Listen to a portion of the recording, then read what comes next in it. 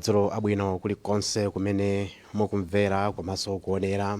Lero ndi pa 8 September 2025 ndipo tili kuno ku Kamuzu Sanjika Palace mzinda wa Blantyre, imene ndi modzi mwa nyumba za president wa dziko lino. Dzina langa ndi Manyo Thuwala, ndipo lero mtsogoleri wa dziko lino akhala akuyankhula ku Ntundu wa Malawi. Nthawi iliyonse akhala kulowa mchipinda chino chimene kukhale akuyankhula kwa wanthu amene ali mdziko muno komanso ku mtundu wonse wa Malawi. Tsono chakumasanaku anali pamwambo umene amachita nawo mwambo umene anthu amasayina mgwirizano wa mtendere kuti chisankho chikubwerachi pa 16 September pano padzakhale mtendere mdziko muno zikadzatha zonse. Mwambo umene unachitikira mzinda wa Lilongwe chakumasanaku, ndipo mtsogoleri wa dziko lino anali nawo mmodzi mwa anthu amene anasayina mgwirizano umenewu. Panali ma presidents osiyanasiyana, ma candidates amene nawonso anatenga nawo gawo kuti asayine nawo mgwirizano umenewu umene abungwe la PAC, la Public Affairs Committee, anatsogolera. Ndipo dzulo mtsogoleri wa dziko lino alinso ndi msonkhano pa Njamba Freedom Park mu mzinda wa Blantyre, komwe mwazina anayankhula zinthu zosiyanasiyana, ndipo adalonjeza kuti tsiku la lero akhala akuyankhula ku mtundu wa Malawi pa nkhani zosiyanasiyana, ndipo tikudikira mwachidwi ngati dziko timve kuti lero mtsogoleri wa dziko lino ayankhule zotani. Tsono tikulandeni nonse amene mukutitsatira, wairesi zanu zomvera, wairesi zanu zoonera, komanso pamakina internet, ena muli pa Facebook kumene tili kuno ku Sanjika Palace mu mzinda wa Blantyre, kumene mtsogoleri wa dziko lino akhala akuyankhula ku mtundu wa Malawi. Ndipo aliyense dziko muno alishidi kuti amvetsere kuti kutuluke chani madzulo ano. Tsono ngati mukutitsatira mwairesi zanu zosiyanasiyana, lero nthawi iliyonse ndithu mtsogoleri wa dziko lino akhala akuyankhula ku mtundu wa Malawi. Dzuloli amayankhula kuti tungopendekera sifukwa sititaonapo zimene ayankhulezo, koma ananena ndithu kuti mawa lero ndikhale ndikuzira ndikuyankhula ndi mtengo wa fertilizer, ndi timve kuti kodi nkhani zine zikhangati zimenezo kapena zikhale zotani. Aliyense ali maso chidwi komanso khutu tcheru kuti timvetsere tonse mwachidwi chimene ayankhule mtsogoleri wa dziko lino. Uku kukhale kuyankhula ndiyesa kwa sabata ino koyamba kwa mtundu wa Malawi ngati president, koma wachita misonkhano ndithu ingapo masiku apitawa imene amayankhulanso ku zinthu zosiyanasiyana. Makamaka mu nthawi ino ndi nthawi ya kampeni. Mukudziwa kuti dziko muno 16 September pano tikhale tikuvota. Sabata ya mawa lachiwiri dziko lino likhale kupita kuzisankho, kusankha president komanso aphungu a nyumba ya malamulo ndinso makhansala. Ndiye dziko muno muchitika ntchito zokopa anthu madera osiyanasiyana. Chimene akumalimbikitsa kwambiri mtsogoleri wa dziko lino ndikuti tiyeni tichiteni kampeni ya mtendere.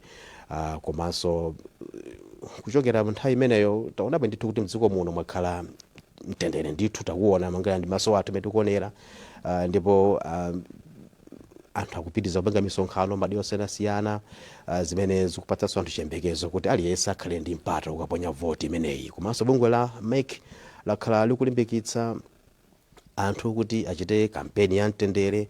Mabungwe osiyanasiyana monga ndakamba muja chakumasanaku, bungwe la Public Affairs Committee lonso lakhala tsindika ndithu mfundo imeneyi kuti tiyeni mdziko muno tichite chisankho cha mtendere. Ndiye ndikutsimikiza kuti mawangoto amenewa maso akulu amene akuyankhula zimenezi zikupita patali ndithu kuti Amalawi akuzimvera komanso akudzionera okha kuti mtendere ndiwe ofunikira kwambiri kuti uchitike komanso ukhalepo mdziko muno.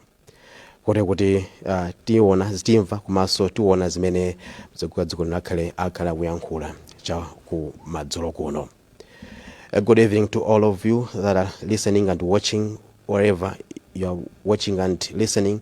This is a special night where the President of the Republic of Malawi is addressing the nation. Yesterday at Njamba Freedom Park, he said that tomorrow, meaning today, he will be addressing the nation on various issues.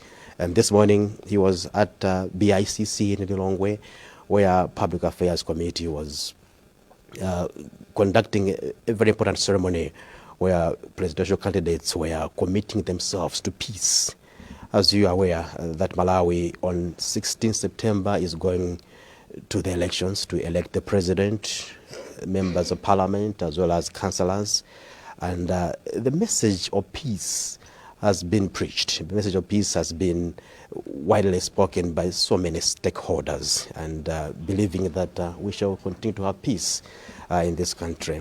Anytime the president is will be walking into the podium, and he will be delivering his national address this evening.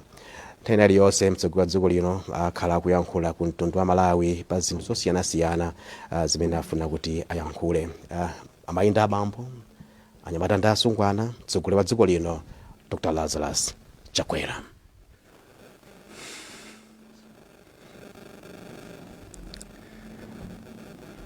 Amalawi anzanga, monga ndimachitira nthawi zonse ndabwera kuti ndikupatseni ripoti.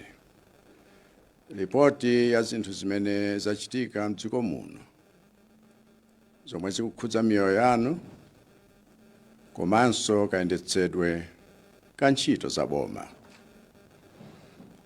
Ripoti yanga lero ikhudza nkhani ziwiri.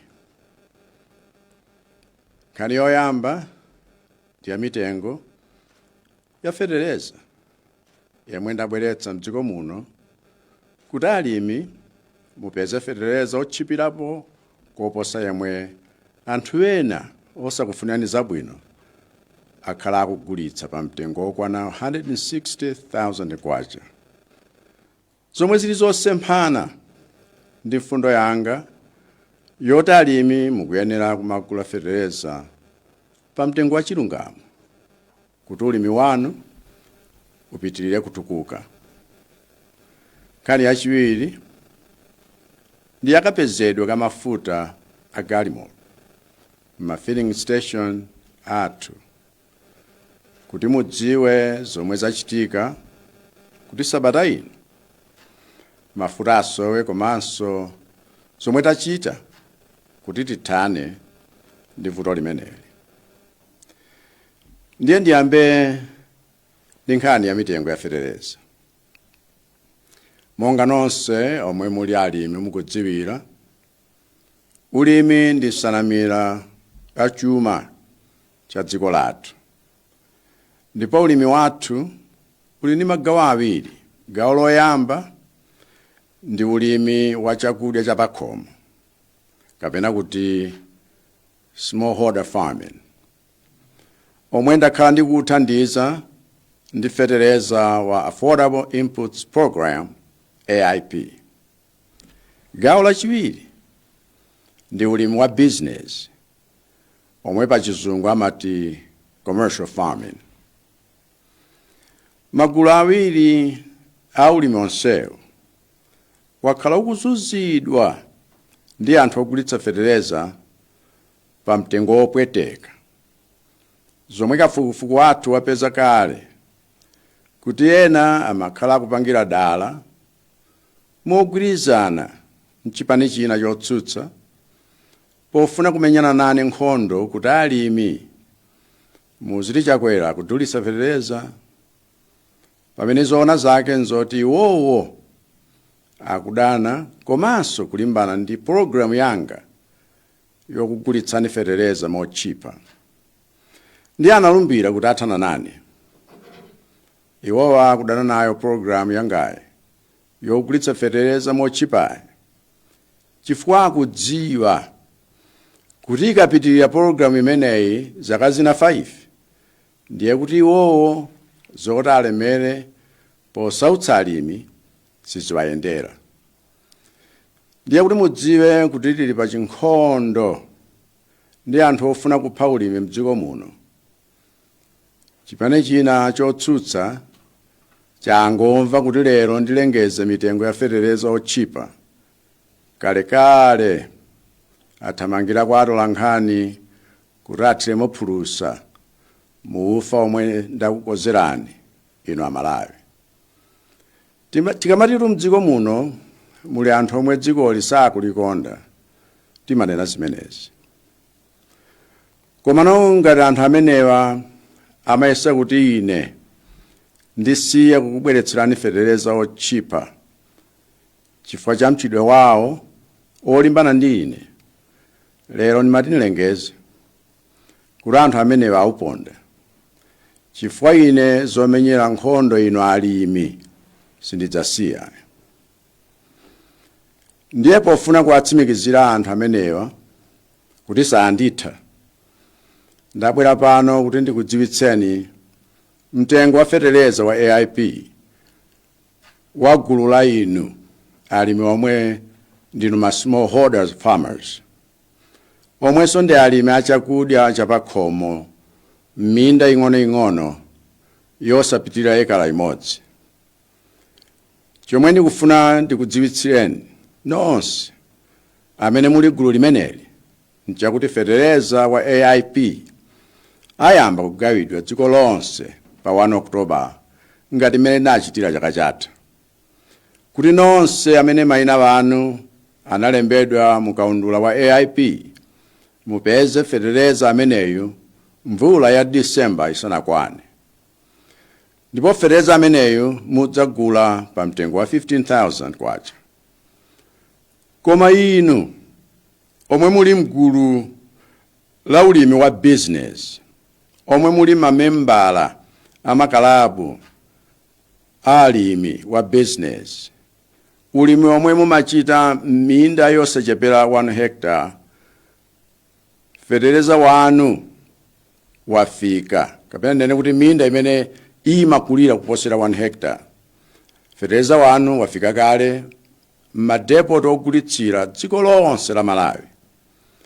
Ndipo fetereza ameneyo ayamba kugulitsidwa mawa lomweli pa mtengo wa 90,000 kwacha. Ndipo mapulogalamu a fetereza awiri amenewa sindisiya kuwapanga mpaka 2030, chifukwa sitingatukule dziko lino ngati sitipitsa chitukuko cha ulimi kapena cha alimi patsogolo. Nkhani yachiwiri yakusowa kwa mafuta ma filling station. Mafuna mudziwe kuti nkhani imeneyinso ni nkhondo yayikulu yomwe ndili kulimbana ndi anthu ochepa omwe akhala akugulitsa mafuta modula kuchokera maiko akunja, chifukwa anthuwo akudana ndi programu yanga ya government to government yomwe nakhazikitsa kumayambiriro a chaka chino kuti tizigula mafuta direct kuchokera kwa maboma akunja, osati mwakudzera mwa madobadoba omwe amakhala pakati kuti azitigulitsa mafuta awa modula. Ndiye mafuta wayamba G2G ndi aja okwana 48 million liters omwe anafika mu July, omwe tinagula pa mtengo wa $27 million, kusiyanira natu ndi mtengo wa $40 million.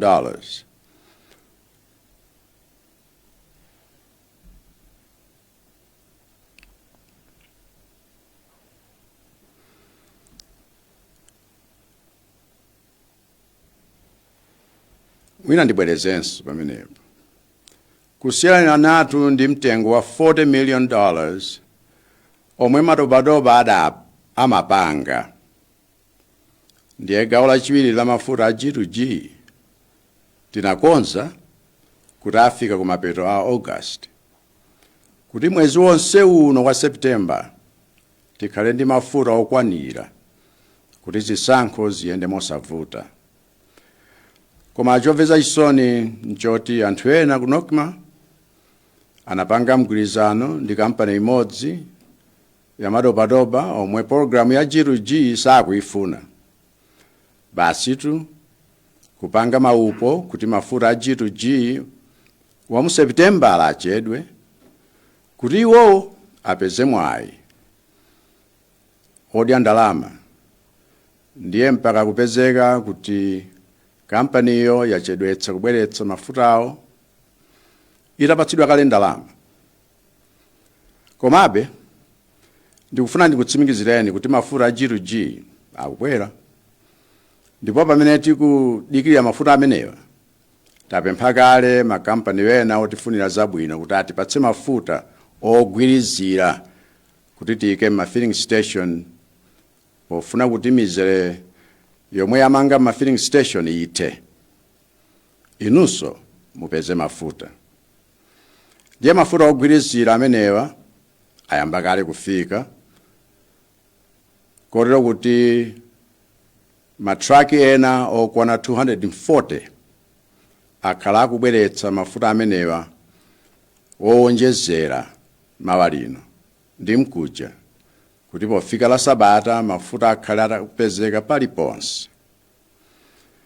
Ndiye kwanga nikupempha kwa inu kuti munikhululukire kuti izi ni nkhondo zomwe ndili kumenyerani, komanso mundikhululukire kuti zipolopolo za nkhondo imeneyi zakupwetekani pokudikiritsani ma filling station.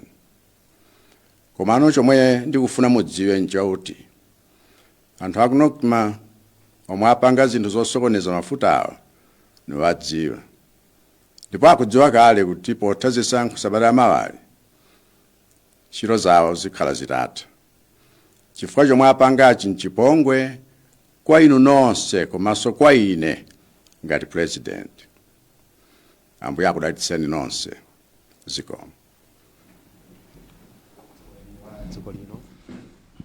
Dr. Lazarus Achakwera kuyankhula ku Ntundu wa Malawi pa nkhani ziwiri zikuluzikulu, nkhani yoyamba ndi nkhani ya fertilizer, komanso nkhani yachiwiri ndi nkhani imeneyi ya mafuta.